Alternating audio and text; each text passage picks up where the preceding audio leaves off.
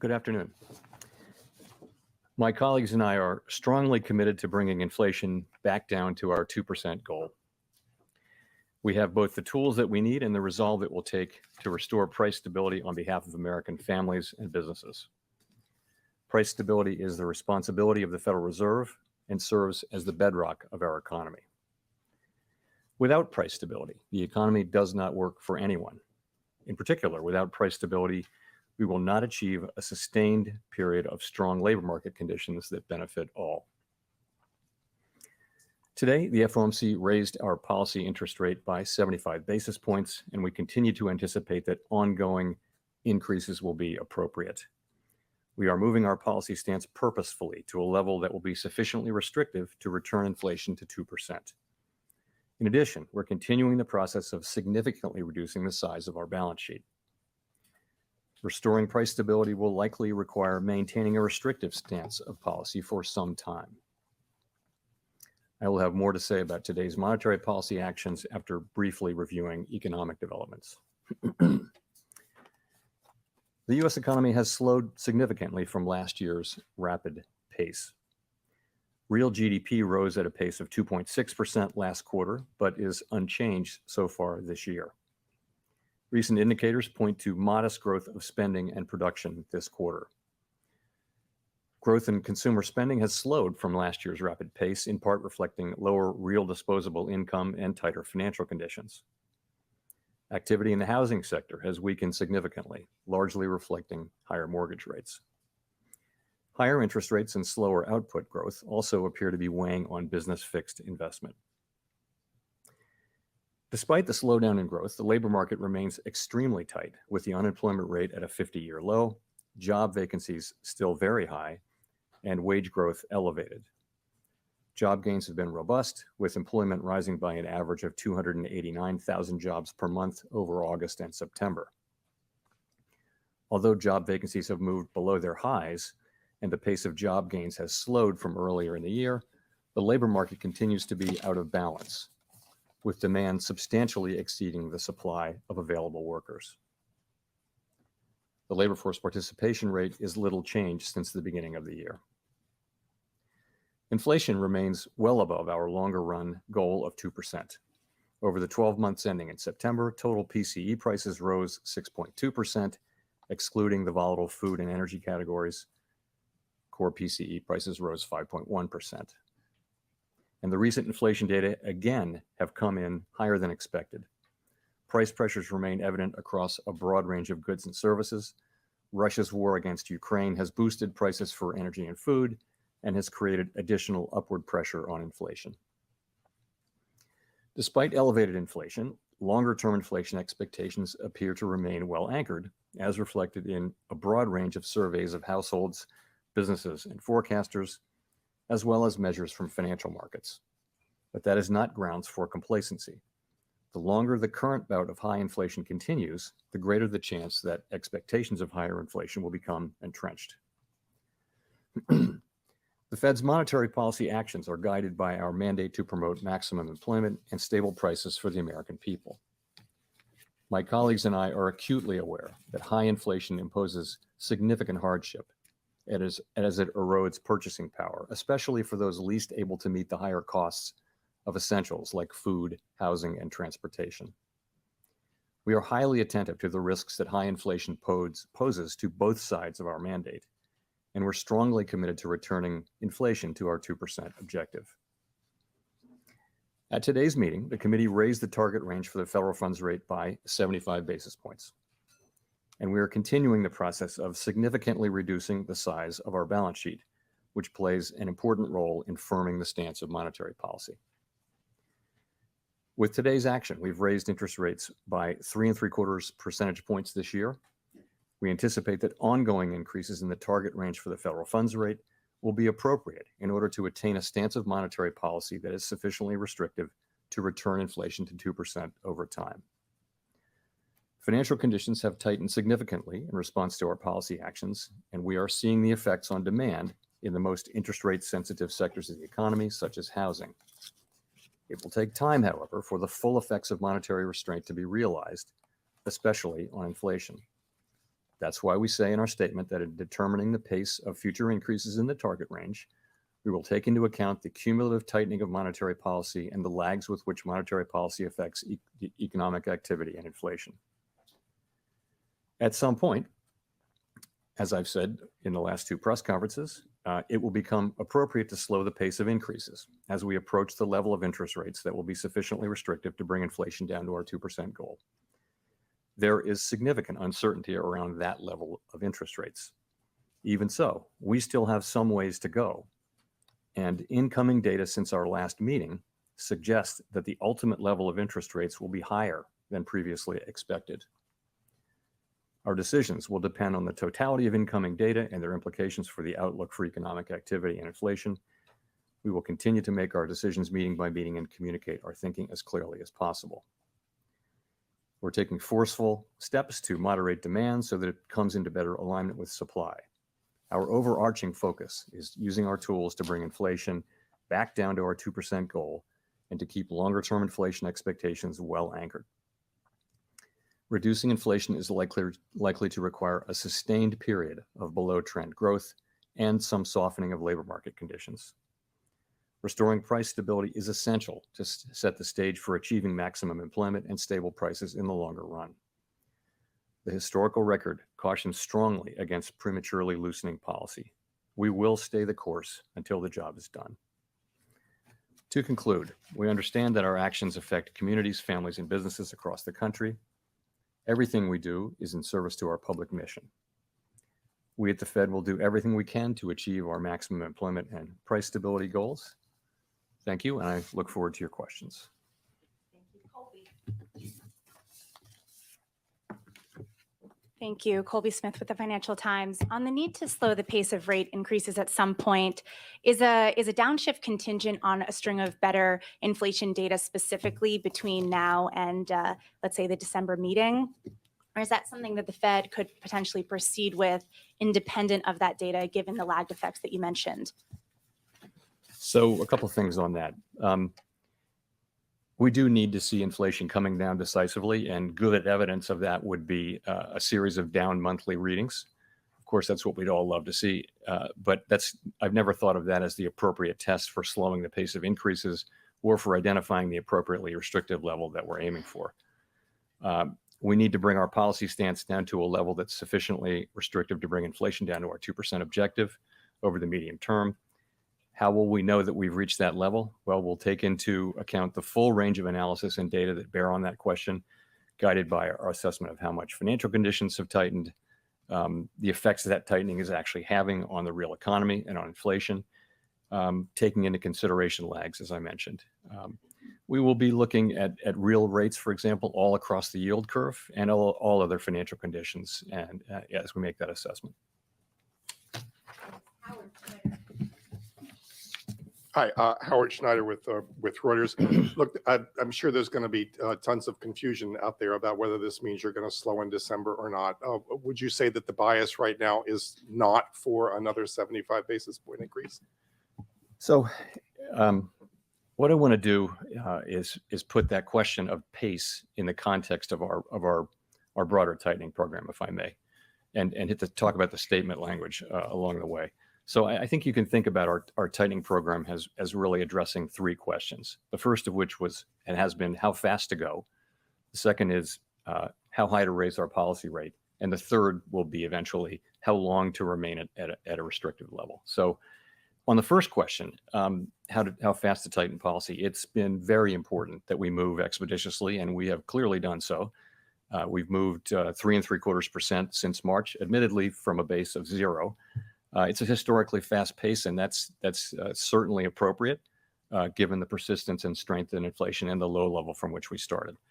So now we come to the second question, which is how high to raise our policy rate. And we're saying that we'd raise that rate to a level that's sufficiently restrictive to bring inflation to our 2% target over time. And we put that into our post-meeting statement because that really does become the important question we think now is how far to go. And I'll talk more about that.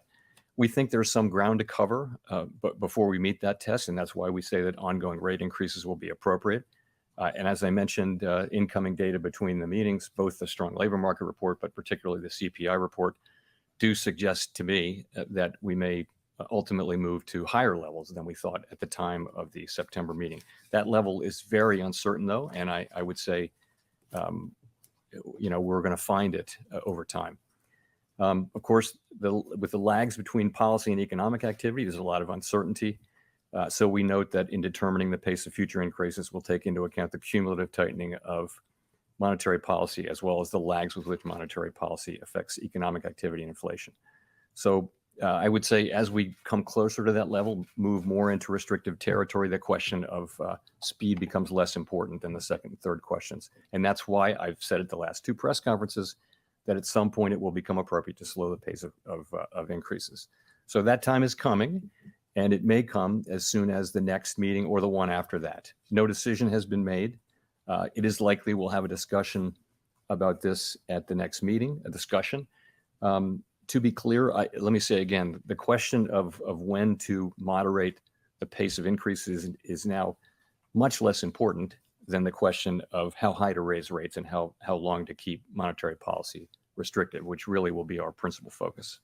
If I could follow up on that, to what degree was there an importance or weight given to a need to signal this possibility now, given all the concerns really around the globe about Fed policy sort of driving ahead and everybody else, dealing with their own stress as a result?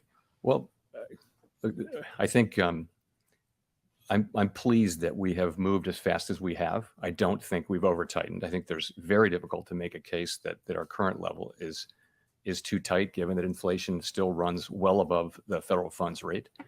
So I think that at this meeting, the last two meetings, as I've mentioned, I've said that there would come a point, and this was a meeting at which we had a discussion about what that might mean, and we did discuss this. And as I mentioned, we'll discuss it again in December.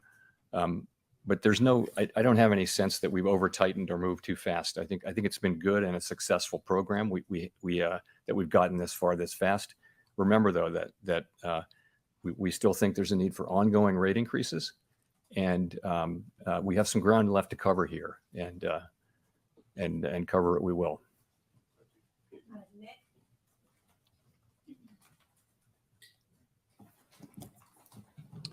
Nick Tamarosa of the Wall Street Journal. Chair Powell, core PCE inflation on a 3 or 6 month annualized basis and on a 12-month basis has been running in the high fours, close to 5%. Is there any reason to think you won't have to raise rates at least above that level to be confident that you are imparting enough restraint to bring inflation down? So this is the question of does the policy rate need to get above the inflation rate? And I would say there are a range of views on that. That's the classic Taylor principle view. But I would think you'd look more at a forward, a forward-looking measure of inflation to look at that. But I think the answer is we'll want to get the policy rate to a level where it is where the real interest rate is positive. We will want to do that. I do not think of it as the single and only touchstone, though. I think you put some weight on that. You also put some weight on rates across the curve. Very few people borrow at the short end of at the federal funds rate, for example. So households and businesses, if they're very meaningfully positive interest rates all across the curve for them, credit spreads are larger, so borrowing rates are significantly higher, and I think financial conditions have tightened quite a bit. So I would look at that as an important feature. I'd put some weight on it, but I wouldn't say it's something that is the single dominant thing to look at. If I could follow up, what is your best assessment or the staff's best assessment right now of the current rate of underlying inflation? I don't have a specific number for you there. So there are many models that look at that. And I mean, one way to look at it is that it's a pretty stationary object, and that when inflation runs above that level, for sure, substantially above for some time, you'll see it move up, but the movement will be fairly gradual. So I think that's what the principal models would tend to say. But I wouldn't want to land on any one assessment. There are many different, as you know, people who publish an assessment of underlying inflation. Thank you. Hi, Chair Powell. Thank you for taking our questions. Gina Smilik, New York Times. I wonder, do you see any evidence at this stage that inflation is or is at risk of becoming entrenched? Is inflation becoming entrenched? So I guess I would start by pointing to expectations. So if we saw longer term expectations moving up, that would be very troubling. And they were moving up a little bit at the middle part of this year, and they've moved now back down. That's one piece of data. Shorter term inflation expectations moved up between the last meeting and this meeting. And we don't think those are as indicative, but they may be important in the wage setting process. There's a school of thought that believes that. So that's very concerning. I guess the other thing I would say is that the longer we have, we're now 18 months into this episode of high inflation, and we don't have a clearly identified scientific way of understanding at what point inflation becomes entrenched. And so the thing we need to do from a risk management standpoint is to use our tools forcefully but thoughtfully and get inflation under control, get it down to 2%, get it behind us. That's what we really need to do and what we're strongly committed to doing. Rachel. Hi, Chair Powell. Thank you for taking our questions. Rachel Siegel from the Washington Post. The statement points to lag times. I'm wondering if you can walk us through how you judge those lag effects, what that timeline looks like over the coming months or even a year, and where you would expect it to show up in different parts of the economy. Yeah, so the way I would think about that is it's a commonly for a long time thought that monetary policy works with long and variable lags, and that it works first on financial conditions and then on economic activity, and then perhaps later than that even on inflation. So that's been the thinking for a long time. There was an old literature that made those lags out to be fairly long. There's newer literature that says that they're shorter. And the truth is we don't have a lot of data of inflation of this high in what is now the modern economy. One big difference now is that it used to be that you would raise the federal funds rate, financial conditions would react, and then that would affect economic activity and inflation. Now, financial conditions react well before in expectation of monetary policy. That's the way it has moved for a quarter of a century, is in the direction of financial conditions, then monetary policy, because the markets are thinking what is the central bank going to do? And there are plenty of economists that also think that once financial conditions change, that the effects on the economy are actually faster than they would have been before. We don't know that. I guess the thing I would say is it's highly uncertain. And so from a risk management standpoint, it would be irresponsible not to ignore them, but you want to consider them, but not take them literally. So I think it's a very difficult place to be, but I would tend to want to be in the middle, looking carefully at what's actually happening with the economy, and trying to make good decisions from a risk management standpoint, remembering, of course, that if we were to over tighten, we could then use our tools strongly to support the economy. Whereas if we don't get inflation under control because we don't tighten enough, now we're in a situation where inflation will become entrenched, and the employment costs in particular, will be much higher potentially. So from a risk management standpoint, we want to be sure that we don't make the mistake of either failing to tighten enough or loosening policy too soon. And if I could follow up, should we interpret the addition to the statement to mean that more weight is put into those lag effects than they would have been after previous rate hikes? So I think as we move now into restrictive territory, as we make these ongoing rate hikes and policy becomes more restrictive, it'll be appropriate now to be thinking more about lag. Of course, we think about the lags are just sort of a basic part of monetary policy, but we will be thinking about them. But we won't be, I think we'll be considering them, but because it's appropriate to do so.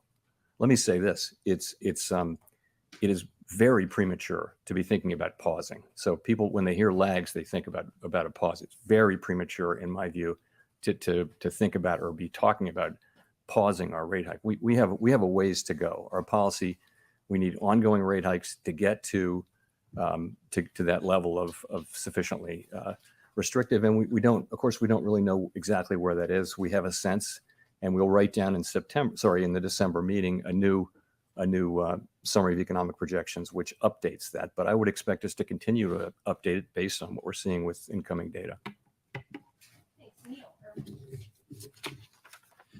Thanks, Chair Powell. Neil Irwin with Axios.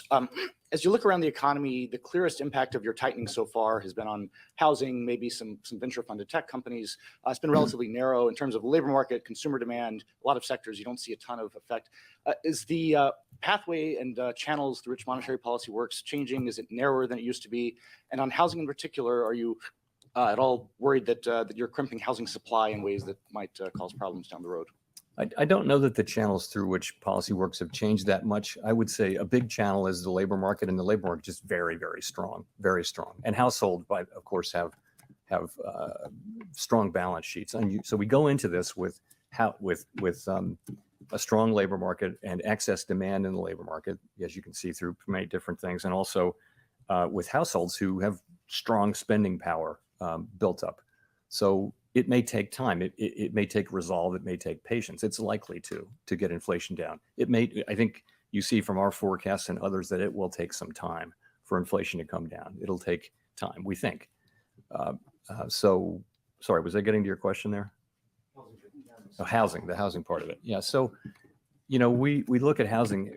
Of course, housing is significantly affected by these higher rates, which are really back where they were before the global financial crisis. They're not historically high, but they're much higher than they've been. And you're seeing housing activity decline. You're seeing housing prices growing at a faster rate, and in some parts of the country declining. I would say the housing market was very overheated for the couple of years after the pandemic as demand increased and rates were low.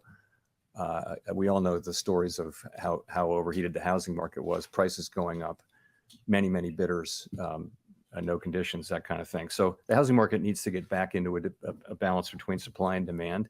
We're well aware of what's going on there. From a financial stability standpoint, we didn't see in this cycle the kinds of poor credit underwriting that we saw before the global financial crisis. Housing credit was much more carefully managed by the lenders. So it's a very different situation and doesn't appear to present financial stability issues. But no, we do understand that's really where a very big effect of our policies is.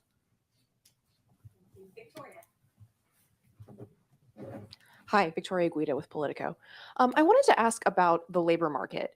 You mentioned early on again that job openings are very high compared to available workers. And I'm just curious, to what extent you do and don't draw a signal from that? So, for example, if wage growth is slowing and if maybe the unemployment rate starts to tick up, will that make you sort of decrease your focus on job openings? What do you see? Are wages what's really important? How are you thinking about the labor market as it relates to inflation?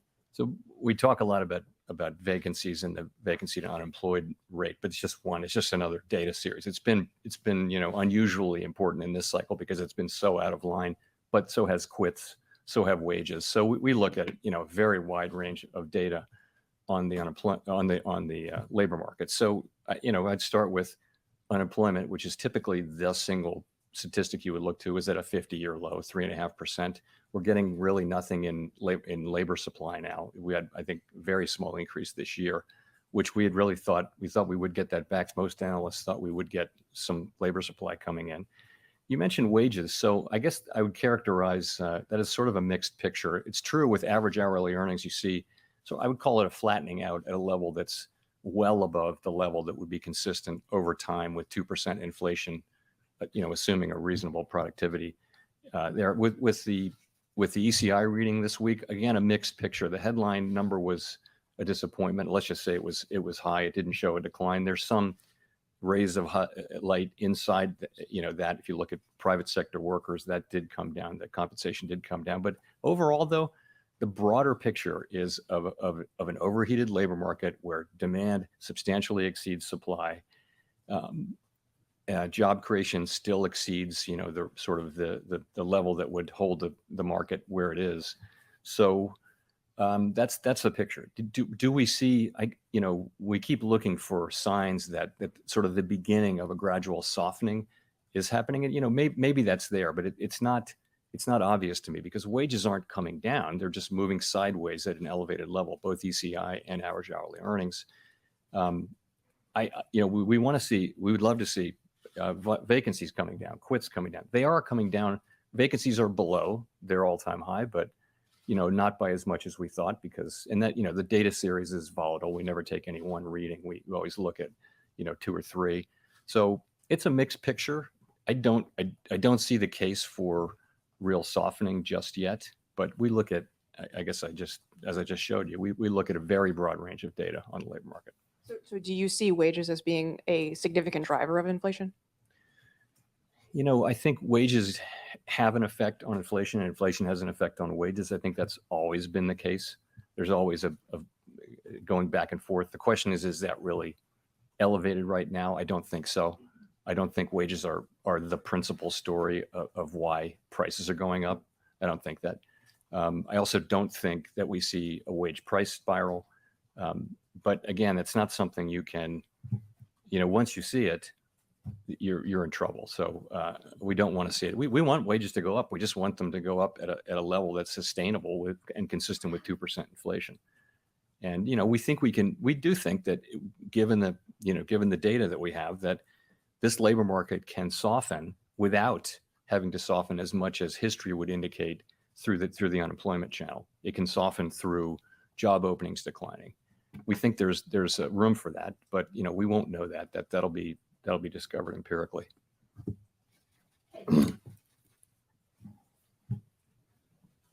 Thank you so much. Kayla Tausche from CNBC. Earlier last month, the United Nations warned that there could be a global recession if central banks didn't change course. The new UK Prime Minister warned of a profound economic crisis there. And I'm wondering how the Fed is weighing international developments in light of a very strong economy here in the US that would seem to be bucking those trends. So, of course, we keep close tabs on economic developments and also geopolitical developments that are relevant to the economy abroad. We're in very frequent contact with our foreign counterparts, both through the IMF meetings and the regular meetings with central banks that we have, and I have one this weekend with many central bankers. So we're in touch with all of that.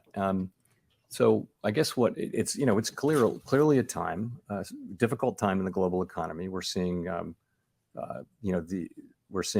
very high inflation in Europe, significantly because of high energy prices related to the war in Ukraine, and we're seeing China's having issues with the zero COVID policy and much slower growth than we're used to seeing. So we see those difficulties. The strong dollar is a challenge for some countries, but we take all of that into account in our models. We think about the spillovers and that sort of thing. Here in the United States, we have a strong economy, and we have an economy where inflation is running at 5%. Core PCE inflation, which is a really good indicator of what's going on for us, is the way we see it, is running at 5.1% on a 12-month basis and sort of similar to that on a 3, 6, and 9-month basis.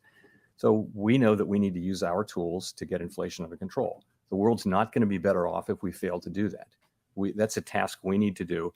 Price stability in the United States is a good thing for the global economy over a long period of time. Price stability is the kind of thing that pays dividends for our economy for decades, hopefully, even though it may be difficult to get it back. Getting it back is something that provides value to the people we serve for the long run. If I could just follow up on that. Thank you. The Fed has acknowledged in the past that the tools that you have don't affect things like energy and food prices that stem from some of those conflicts overseas. And they're some of the biggest pain points for consumers. So as you pursue the current path that you've outlined, is there a risk that some of those prices simply don't come down? So we don't directly affect, for the most part, food and energy prices, but the demand channel does affect them just at the margin. the thing about the United States is that we also have strong, in many other jurisdictions, the principal problem really is energy. In the United States, we also have a demand issue. We've got an imbalance between demand and supply, which you see in many parts of the economy. So our tools are well suited to work on that problem, and that's what we're doing. You're right, though. We don't, the price of oil is set globally, and it's not something we can affect.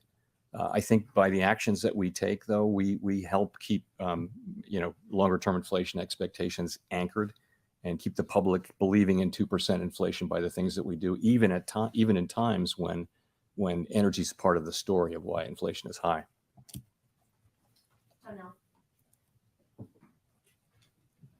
Hi, Chair Powell, Janelle Marte with Bloomberg. So the Fed is facing two more ethics-related incidents with the revision of the financial statements from President Bostic and President Bullard speaking at a closed event. So some senators, like Elizabeth Warren, are saying that this is a sign of greater ethics problems at the Fed. Could you talk about what this does to the public's trust in the bank and what the Fed is doing to prevent this kind of behavior from becoming common? Sure. So you're right. The public's trust is really the Fed's and any central bank's most important asset. And anytime one of the policymakers violates or falls short of those rules, we do risk undermining that trust. And we take that very seriously. We do. So at the beginning of our meeting yesterday, actually, we had a committee discussion of the full committee on the importance of holding ourselves individually and collectively accountable for knowing and following the high standard that's set out in our existing rules with respect to both personal investment activities and external communications. And we've taken a number of steps, and I would just say we do understand how important those issues are. I would say that our new investment program that we have is up now and running, and actually it was through that the problems with President Bostic's disclosures were discovered when he filed his new disclosures. That's, we now have a central group here at the Board of Governors that looks into disclosures and follows them and approves people's disclosures, and also all of their trades. Any trade anyone has to make was covered has to be pre-approved. And there's a lag. It has to be pre-approved 45 days before it happens. So there's no ability to game market. So it's a really good system. It worked here. And I think we all said to each other yesterday morning, we recommitted to each other and to this institution to hold ourselves to the highest standards and avoid these problems. Do you have an update on the investigations that are pending? I don't. So as you know, I referred the matter concerning President Bostic to the Inspector General. And once that happens, I don't discuss it with the Inspector General with anybody. It's just the Inspector General has the ability to do investigations. We don't really have that. So that's what he's doing.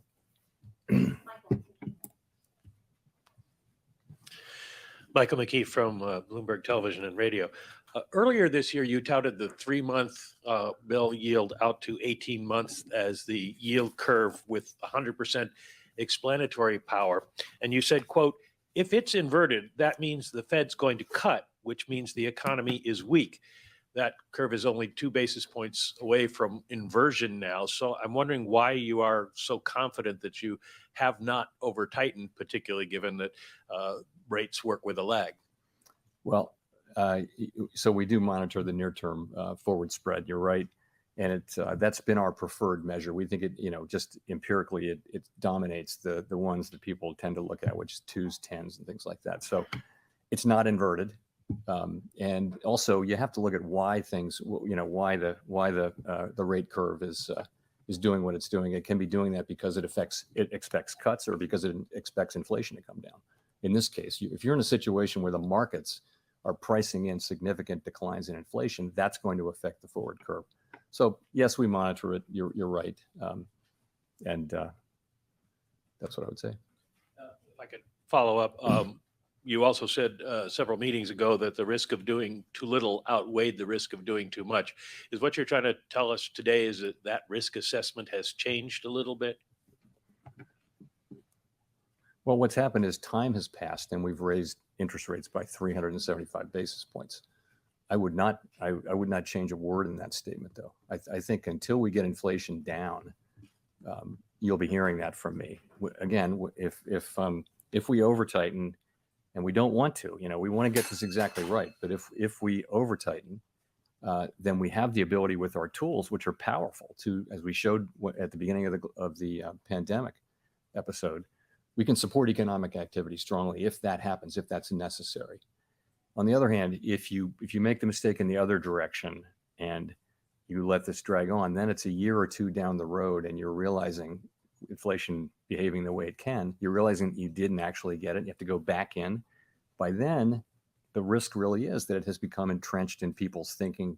And the record is that the employment costs, the cost to the people that we don't want to hurt, they go up with the passage of time. That's really how I look at it. So that isn't going to change. What has changed, though, you're right, is we're farther along now. And I think as we're farther along, we're now focused on that. What's the level we need to get to rates. And I don't know what we'll do when we get there. By the way, we'll have to see. There's been no decision or discussion around exactly what steps we would take at that point. But the first thing is to find your way there. Thanks, Chris. Thank you. Chris Rugaber at Associated Press. Just to go back to housing for a minute, you mentioned the impact that rate increases have had on housing. Home sales are down 25% in the past year and so forth, but none of this is really showing up in, as you know, in the government's inflation measures. And as we go forward, private real-time data is clearly showing these hits to housing. Are you going to need to put a greater weight on that in order to ascertain things like whether there's over-tightening going on? Or will you still focus as much on the more lagging government indicators? So this is an interesting subject. So I start by saying, I guess, that the measure that's in the CPI and the PCE, it captures rents for all tenants, not just new leases. And that makes sense, actually, because that for that reason, that conceptually, that's sort of the right target for monetary policy. And the same thing is true for owner's equivalent rent, which comes off of it's a reweighting of tenant rents. The private measures are of course good at picking up the at the margin the new leases, and they tell you a couple things. One thing is I think right now, if you look at the pattern of that series of the new leases, it's very pro-cyclical. So rents went up much more than the CPI and PCE rents did. And now they're coming down faster. So the implication is that there are still, as non-new leases roll over and become and expire, right? There's still in the pipeline, there's still some significant rate increases coming. Okay. But at some point, once you get through that, the new leases are going to tell you that what they're telling you is there will come a point at which rent inflation will start to come down. But that point is well out from where we are now. So we're well aware of that, of course, and we look at it. And but I would say that in terms of what the right way to think about inflation really is to look at the measure that we do look at, but considering that we also know that at some point you'll see rents coming down. Great. And just a quick follow. It looks like stock and bond markets are reacting positively to your announcement so far. Is that something you wanted to see? Is that a problem, or how much that might affect your future policy to see this positive reaction? We're not targeting any one or two particular things. Our message should be, what I'm trying to do is make sure that our message is clear, which is that we think we have a ways to go. We have some ground to cover with interest rates before we get to that level of interest rates that we think is sufficiently restrictive. And putting that in the statement and identifying that as a goal is an important step. And that's meant to put that question really as the important one now going forward. I've also said that we think that the level of rates that we estimated in September, the incoming data suggests that that's actually going to be higher. And that's been the pattern. I mean, I would have little confidence that the forecast if we made a forecast today, if we were doing an SEP today, the pattern has been that one after another, they go up, and, that'll end when it ends. But there's no sense that inflation is coming down. It just, if you look at I have a table of the last 12 months of 12-month readings, and there's really no pattern there. We're exactly where we were a year ago. So, okay. So I would also say it's premature to discuss pausing, and it's not something that we're thinking about. That's really not a conversation to be had now. We have a ways to go. And the last thing I'll say is that I would want people to understand our commitment to getting this done, and to not making the mistake of not doing enough, or the mistake of withdrawing our strong policy and doing that too soon. So those I control those messages, and that's my job. Edward Lawrence with Fox Business. Thank you, Fed Chairman. So how big of a headwind is all the fiscal spending to what the Federal Reserve is trying to do to get inflation back to the 2% target? In theory, it was a headwind this year, but I do think the broader context is that you have households that have these significant amounts of savings and can keep spending. So I think those two things do tend to sort of counterbalance each other out. It appears consumer spending is still positive. It's at pretty modest growth levels. It's not shrinking, but people are, the banks that deal with retail customers, and many retailers will tell you that the consumers are still buying, and they're still they're fine. So I don't know how big the fiscal headwinds are, and they haven't shown up in the way that we thought they would in restraining spending. So it must have to do with the savings that people have. What about the spending? There's tens of billions yet to be spent. I mean, from the Inflation Reduction Act, the American Rescue Plan, CHIPS Act, bipartisan infrastructure bill. How does that play into your thinking about the future?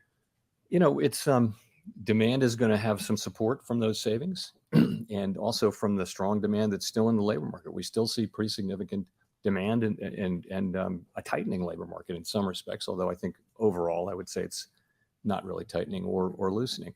So we see those things, and what those things tell us is that our job is going to require some resolve and some patience over time. We're going to have to stick with this. That's just we take all that as a given, but we know what our objective is, and we know what our tools can do, and that's how we think about it. Thanks. We'll go to Nancy for the last question.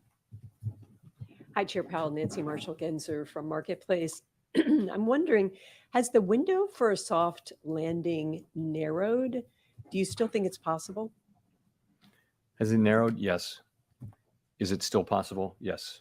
I think we've always said it was going to be difficult, but I think to the extent rates have to go higher and stay higher for longer, it becomes harder to see the path. It's narrowed. I would say the path has narrowed over the course of the last year, really.